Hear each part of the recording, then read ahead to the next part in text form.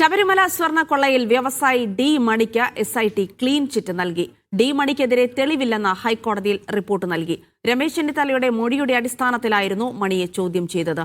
കേസിൽ പ്രതി ചേർക്കപ്പെട്ട മുൻ ദേവസ്വം ബോർഡ് സെക്രട്ടറി എസ് ജയശ്രീയെ എസ്ഐടി ചോദ്യം ചെയ്തു. ശബരിമല സ്വർണ്ണക്കൊള്ളയിൽ ആഗോള പുരാവസ്തു സംഘത്തിന് ബന്ധമെന്നായിരുന്നു രമേശ് ചെന്നിത്തലയുടെ ആരോപണം. ഒരു പ്രവാസി വ്യവസായി തന്നോട് ഇക്കാര്യം പറഞ്ഞെന്നും രമേശ് ചെന്നിത്തല പ്രത്യേക അന്വേഷണ സംഘത്തിന് മൊഴി നൽകി. വ്യവസായിയുടെ മൊഴിയുടെ അടിസ്ഥാനത്തിലാണ് ഡി മണിയിലേക്ക് എസ്ഐടി എത്തിയത്.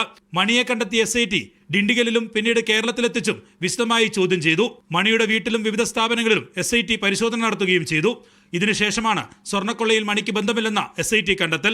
ഇടക്കാല റിപ്പോർട്ടിലാണ് എസ്ഐടി കോടതിയെ ഇക്കാര്യം അറിയിച്ചത്. സ്വർണ്ണക്കൊള്ളയിൽ ബന്ധമുണ്ടെന്ന് കണ്ടെത്താൻ കഴിഞ്ഞില്ലെന്നാണ് എസ്ഐടി വ്യക്തമാക്കുന്നത്. എന്നാൽ വ്യവസായി ഇപ്പോഴും മൊഴിയിൽ ഉറച്ചു നിൽക്കുന്നുവെന്നാണ് രമേശ് ചെന്നിത്തലയുടെ പ്രതികരണം. ഞാൻ പ്രവാസി വ്യവസായിയുമായിട്ട് ഇപ്പോൾ ഇതറിഞ്ഞപ്പോൾ ഫോണിൽ സംസാരിച്ചു. അദ്ദേഹം പറഞ്ഞ് എനിക്ക് ഡി മണിയായിട്ട് ബന്ധമൊന്നുമില്ല, പക്ഷേ അദ്ദേഹം പറഞ്ഞ കാര്യങ്ങൾ അദ്ദേഹം ഉറച്ചു നിൽക്കുകയാണ്. അദ്ദേഹം പറയുന്നത് ഇതിനെപ്പറ്റി വളരെ വിശദമായൊരു അന്വേഷണം നടത്തിയാൽ വസ്തുതകൾ കൂടുതൽ പുറത്തു വരും. കേസിൽ പ്രതി ചേർക്കപ്പെട്ട മുൻ ദേവസ്വം ബോർഡ് സെക്രട്ടറി എസ് ജയശ്രീയുടെ ഇന്നത്തെ ചോദ്യം ചെയ്യൽ പൂർത്തിയായി. ആരോഗ്യ പ്രശ്നങ്ങൾ ചൂണ്ടിക്കാട്ടി ജയശ്രീക്ക് നേരത്തെ സുപ്രീം കോടതി മുൻകൂർ ജാമ്യം നൽകിയിരുന്നു.